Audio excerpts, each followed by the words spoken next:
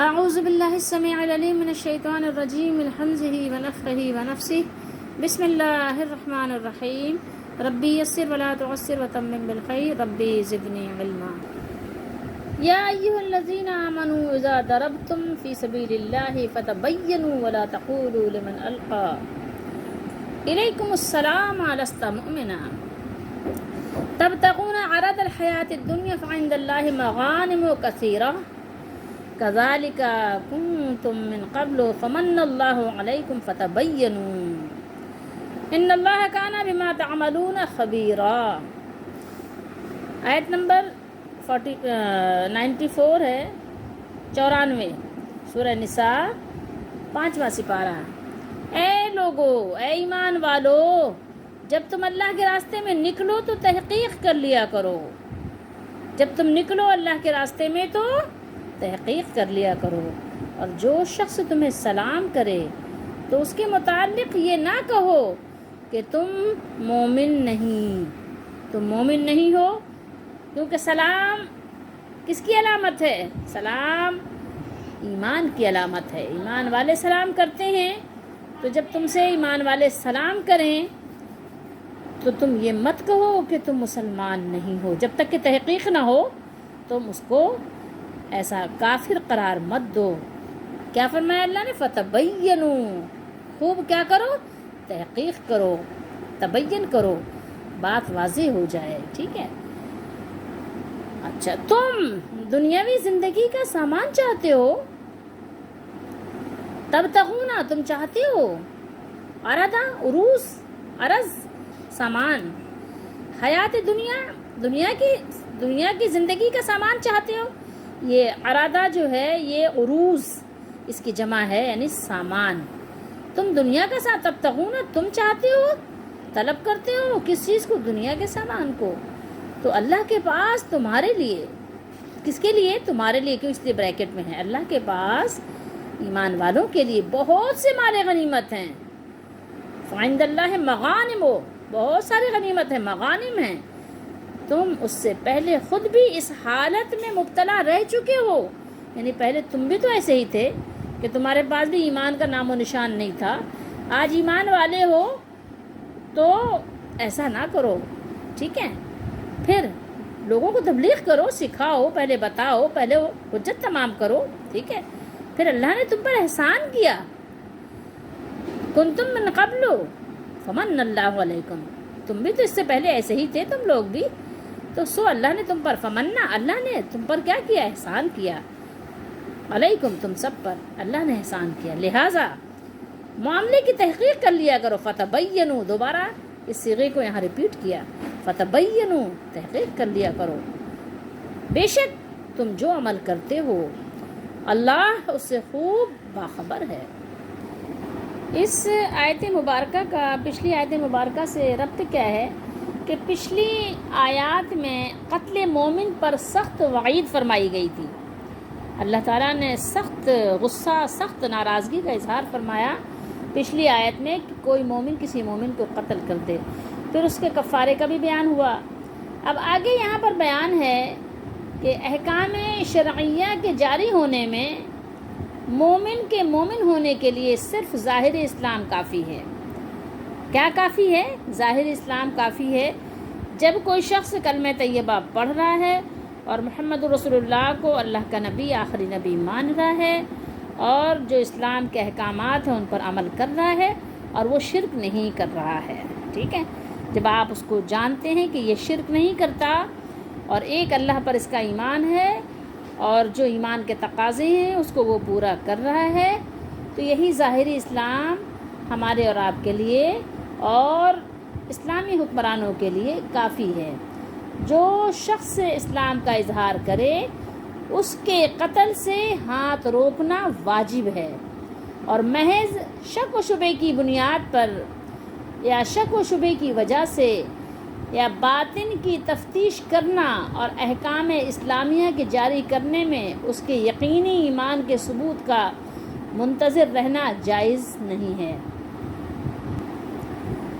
اس آیت مبارکہ میں یہ ہدایت کی گئی ہے کہ جو شخص اپنا مسلمان ہونا ظاہر کرے تو کسی مسلمان کے لیے جائز نہیں کہ بغیر تحقیق کے اس کے قول کو نفاق سمجھے، اس کو منافق سمجھے، اس کو جھوٹا سمجھے۔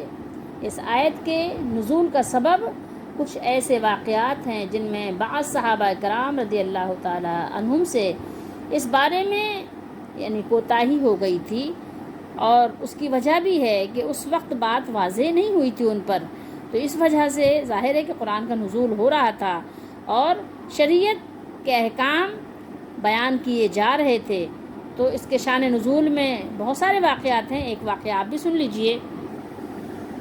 بہت سارے، میں نے اس وجہ سے کہا کہ کئی صحابہ سے اس طرح کا معاملہ یعنی ہو گیا تھا۔ تو بہرحال یہاں پر جو آپ ہے فتبینوا ولا تقولوا، حضرت ابن عباس رضی اللہ تعالی عنہما فرماتے ہیں کہ ایک شخص اپنی تھوڑی سے بکریوں کے پاس تھا، کچھ مسلمان وہاں سے گزرے تو وہ بکریوں والا جو تھا اس نے کہا السلام علیکم، لیکن مسلمانوں نے اسے قتل کر ڈالا اور اس کی بکریاں لے لیں۔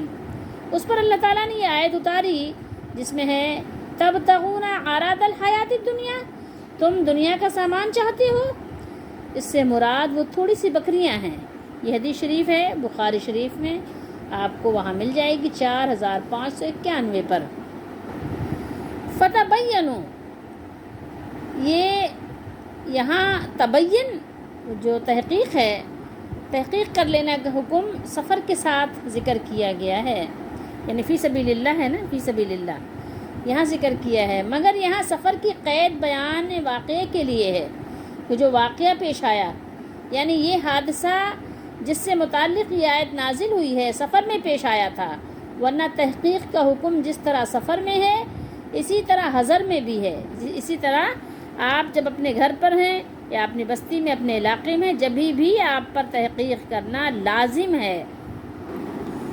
کذالک کنتم من قبل، یعنی یہی حالت پہلے تمہاری تھی۔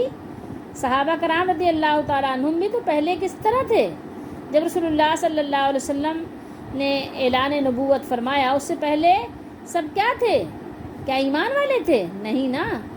تو تم کافروں کے شہر میں رہتے تھے اور اپنے ایمان کو چھپاتے تھے۔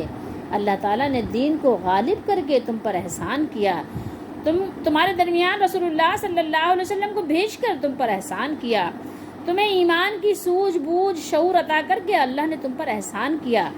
تو جیسے اللہ نے تم پر احسان کیا ایسے ہی تم بھی لوگوں کے ساتھ احسان والا معاملہ کرو، اپنی پوری کوشش لگا دو کہ اگلے بندے بھی، اگلے لوگ بھی مسلمان ہو جائیں، ایمان قبول کر لیں، ایمان کی ان کو سمجھ آ جائے، ان کو آخرت کا شعور آ جائے۔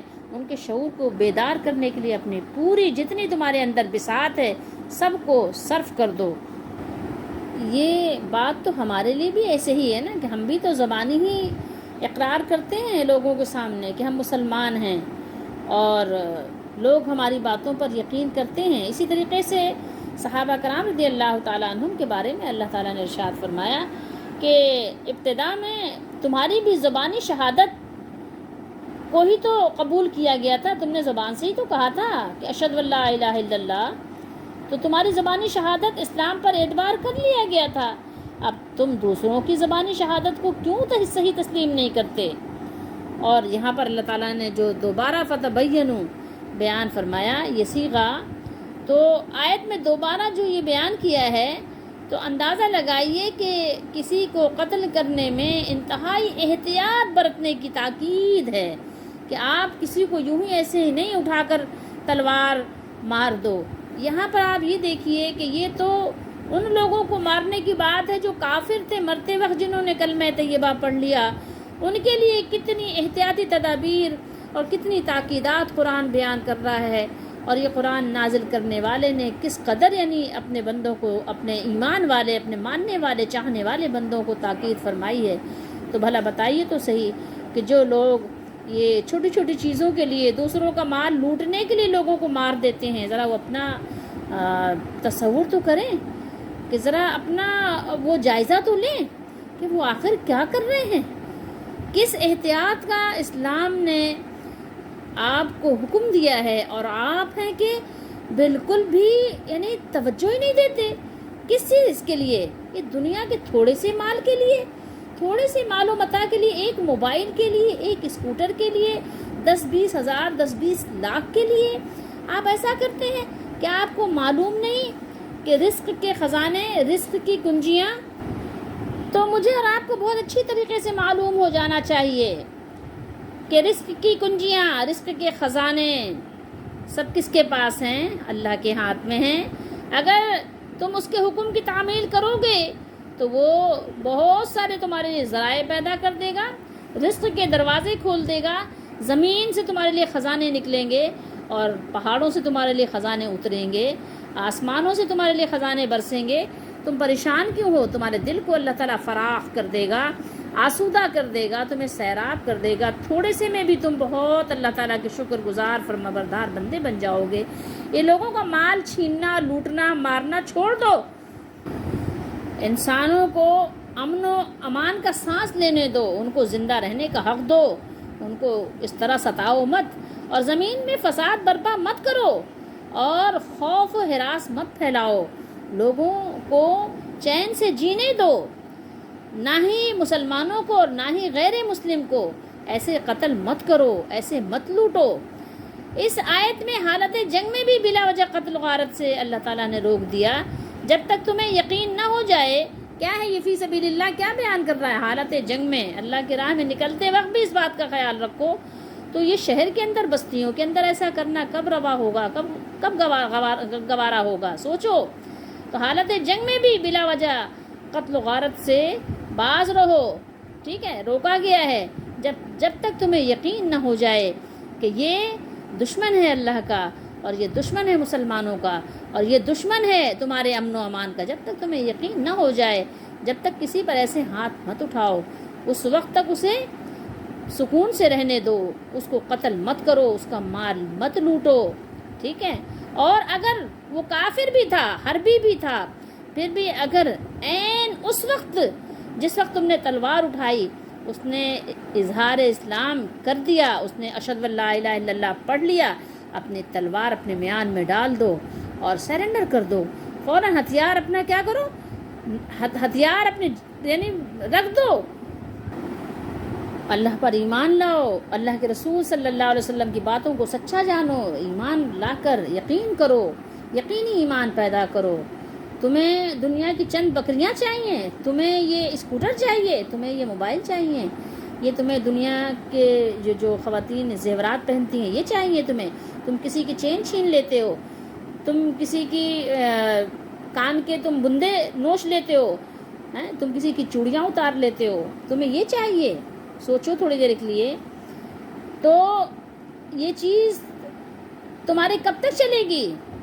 یہ تم نے اس کو مار کر لوٹ لیا، یہ کچھ بھی نہیں ہے، اللہ کے پاس اس سے کہیں زیادہ بہتر غنیمتیں ہیں، مغانم ہیں، کثیرہ ہیں، بہت زیادہ ہیں، جو اللہ و رسول کی اطاعت کی وجہ سے تمہیں دنیا میں بھی مل سکتی ہیں، اور آخرت میں تو ان کا ملنا یقینی ہے ایمان والوں کے لیے۔ ایمان والوں کو تو یقینی وہ ملیں گی، جنت میں ایسے بالا خانے ملیں گے جن کے نیچے نہریں جاری ہوں گی۔ دنیا کی نعمتیں تو کچھ بھی نہیں ہیں، اللہ کی نافرمانی کر کے مت حاصل کرو۔ اس آیت مبارکہ کے شان نزول میں نے آپ کو بتایا کہ کافی سے واقعات ہیں، تو ایک واقعہ ہم نے آپ کو سنا دیا، ایک اور سنا دیتے ہیں کہ بخاری شریف کے حوالے سے بھی ہے، اور کچھ ایسے واقعات ہیں کہ جو اپنے یعنی اس میں منفرد بھی ہیں، کہ ایک حدیث ہے جو مسند احمد میں ہے تو وہ ذرا منفرد سی ہے، لیکن بہرحال بہت ساری احادیث ہیں۔ حضرت ابن عباس رضی اللہ تعالیٰ عنہما بیان کرتے ہیں کہ رسول اللہ صلی اللہ علیہ وسلم نے ایک سریہ روانہ فرمایا۔ سریہ اس جہاد کو کہتے تھے جس میں رسول اللہ صلی اللہ علیہ وسلم خود تشریف نہیں لے جاتے تھے بلکہ صحابہ کرام کو بھیجا کرتے تھے۔ تو اس میں مقداد بن اسود رضی اللہ تعالیٰ عنہ بھی تھے۔ جب وہ لوگوں کے پاس پہنچے تو دیکھا کہ وہ الگ الگ ہو چکے ہیں، مگر ایک شخص جس کے پاس بہت سا مال ہے وہ ابھی تک وہیں ہے۔ اس نے انہیں دیکھ کر کہا اشہد ان لا الہ الا اللہ، مگر مقداد رضی اللہ تعالیٰ عنہ نے اس پر حملہ کر کے اس کو شہید کر دیا، قتل کر دیا۔ اس کے ساتھیوں میں سے ایک شخص نے کہا کیا تم نے ایسے آدمی کو بھی قتل کر دیا جو لا الہ الا اللہ کی گواہی دے رہا تھا۔ اللہ کی قسم میں اس بات کا نبی اکرم صلی اللہ علیہ وآلہ وسلم سے ضرور ذکر کروں گا۔ جب یہ لوگ رسول اللہ صلی اللہ علیہ وسلم کی خدمت میں حاضر ہوئے تو انہوں نے عرض کی، اے اللہ کے رسول صلی اللہ علیہ وسلم، ایک آدمی نے گواہی دی کہ اللہ کے سوا کوئی الہ نہیں ہے، کوئی معبود نہیں ہے، مگر مقداد نے اسے بھی قتل کر دیا۔ رسول اللہ صلی اللہ علیہ وآلہ وسلم نے ارشاد فرمایا، ادعو لی المقداد، فرمایا یا مقداد، آپ نے فرمایا کہ مقداد کو میرے پاس بلاؤ۔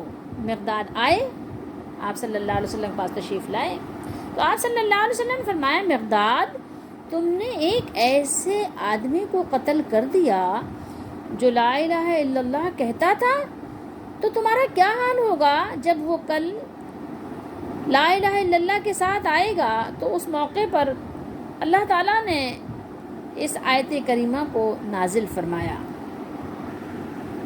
مسلمانوں کے لیے اس میں بہت غور کرنے کی باتیں ہیں، بہت زیادہ۔ آپ دیکھیں کہ احترام مسلم کتنا زیادہ ہے اور انسانیت کا احترام کتنا زیادہ ہے۔ جو لوگ مسلمانوں کو سمجھتے ہیں کہ شاید یہ جھگڑالو ہوتے ہیں، ان کا خیال غلط ہے۔ جو جھگڑالو ہوتے ہیں تو وہ جھگڑالو ہوتے ہیں، وہ اسلام پر عمل نہیں کر رہے ہوتے ہیں، وہ اپنے مزاج، اپنے طبیعت کے مطابق عمل کر رہے ہوتے ہیں۔ اللہ نے فرمایا وَلَا تَقُولُوا، کیا فرمایا اللہ تعالیٰ نے؟ فرمایا وَلَا تَقُولُوا لِمَنْ أَلْقَى إِلَيْكُمُ السَّلَامَ لَسْتَ مُؤْمِنًا، اور جو شخص تم کو سلام کرے اس سے یہ نہ کہو کہ تم مومن نہیں ہو۔ ٹھیک ہے، جو سلام کرے اس کو سلام کا جواب دو، کیونکہ سلام دعا ہے اور یہ دعا مومن دیتے ہیں۔ اب ہمارے یہاں تو ظاہر ہے چونکہ ہم سلام کا معنی ہی نہیں جانتے، سلام کو صحیح سے کرتے ہی نہیں ہیں، لازمی بات ہے کہ ہم اجمی لوگ ہیں، لیکن پھر بھی جب تک کہ کسی کے متعلق یہ تحقیق نہ ہو کہ یہ یعنی کافر ہے، یقینی کافر ہے، جب تک کہ اس کے متعلق آپ اچھا گمان رکھو اور اس کی برائیوں پہ پردہ ڈالو۔ ٹھیک ہے، اللہ تعالیٰ نے ایسے کسی پر ہاتھ اٹھانے کو سختی سے منع فرما دیا ہے۔ پھر رسول اللہ صلی اللہ علیہ وآلہ وسلم نے حضرت مقداد رضی اللہ تعالیٰ عنہ سے فرمایا کہ یہ مومن شخص، یعنی جس کو مقداد رضی اللہ تعالیٰ عنہ نے قتل کیا تھا، کہ یہ مومن شخص اپنی کافر قوم میں رہتے ہوئے اپنے ایمان کو مخفی رکھے ہوئے تھا، یعنی چھپائے ہوئے تھا، مگر جب اس نے اپنے ایمان کا اظہار کیا تو تو نے اسے قتل کر دیا، حالانکہ تو بھی اس سے پہلے مکے میں اپنے ایمان کو چھپائے ہوئے تھا۔ یعنی اس سے پہلے مقداد رضی اللہ تعالیٰ عنہ یا آپ جیسے اور صحابہ کرام ایمان کو مکے میں کیا کیے ہوئے تھے؟ چھپائے ہوئے تھے۔ ان اللہ کان بما تعملون خبیرا، بے شک تم جو عمل کرتے ہو اللہ کو سب کی خبر ہے، اللہ کو سب کی خبر ہے۔ اس کے بارے میں، اس آیت کے اس ٹکڑے کے بارے میں حضرت سعید بن جبیر رضی اللہ تعالیٰ عنہ بیان فرماتے ہیں کہ یہ سرزنش ہے، یہ ڈانٹ ہے، یہ وعید ہے، وارننگ ہے اللہ تعالیٰ کی طرف سے۔ اللہ تعالیٰ ہم سب کو قرآن مجید کو سمجھنے کی توفیق دے اور اسی پر عمل کی بھی توفیق دے، سنت کے مطابق زندگی گزارنے کی توفیق دے، صحابہ کرام رضی اللہ تعالیٰ عنہم جیسی ہمیں بھی فرما برداری کی توفیق عطا کرے۔ اس آیت مبارکہ کے پہلے جملے میں ایک عام ہدایت ہے، عام ایک آپ کو کہنا چاہیے کہ تعلیم ہے، ایک عام آپ کو ادب سکھایا گیا کہ مسلمان کوئی کام بے تحقیق محض گمان کی بنا پر نہ کریں۔ ٹھیک ہے، کہ گمان ہے ان کا، خیالی بنیادوں پر نہ کریں، بلکہ کیا کریں؟ خوب تحقیق کے ساتھ کام کیا کریں، ہر کام تحقیق کے ساتھ کیا کرو۔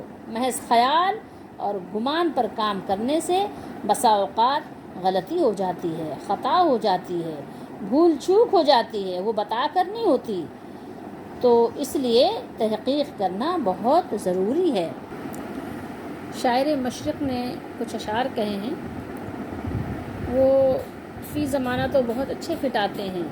یہ دور اپنے براہیم کی تلاش میں ہے، کوئی ابراہیم علیہ السلام جیسا آئے اور ہمارے نوجوانوں کو راہ راست پر لائے۔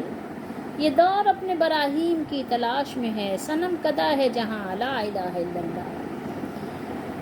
کیا ہے تو نے متاع غرور کا سودا، دھوکے کا سودا کیا انسانوں نے۔ فریب، سود و ضیاع، لا الہ الا اللہ، یہ جو ہم کر رہے ہیں، انویسٹ کر رہے ہیں، کیا ہے؟ کچھ بھی نہیں ہے۔ اگر آپ کو انویسٹ کرنا ہے تو آخرت کے لیے کیجیے۔ یہ مال و دولت دنیا، یہ رشتہ و پیوند، بتان وہم و گما، لا الہ الا اللہ۔ جب انسان مر کر چلا جاتا ہے کیا رشتے رہ جاتے ہیں؟ یہ سب رشتے پیوند جو ہیں کس طرح سے یہ وہم و گمان کی طرح ہیں۔ دیکھ لیں کتنے بیچارے دنیا میں ایسے ہی قسم پرسی کے عالم میں چلے جاتے ہیں، کتنے لوگوں کو دوست بناتے ہیں، کتنی رشتہ داریاں قائم کرتے ہیں، لیکن جاتے ہیں تو کوئی بھی ان کا ساتھی نہیں ہوتا۔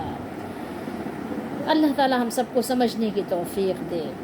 یہ نغمہ فصل گل و لالا کا نہیں پابند، یہ جو لا الہ الا اللہ کا نغمہ ہے یہ اچھے حالات کا پابند نہیں ہے کہ اچھے حالات ہوں گے تو ہم ایمان لائیں گے۔ بہار ہو کہ خزاں، لا الہ الا اللہ۔ اللہ تعالی ہماری دستگیری فرمائے اور ہمیں سمجھنے کی توفیق دے اور عمل کی بھی توفیق دے اور آگے پہنچانے کی بھی توفیق دے۔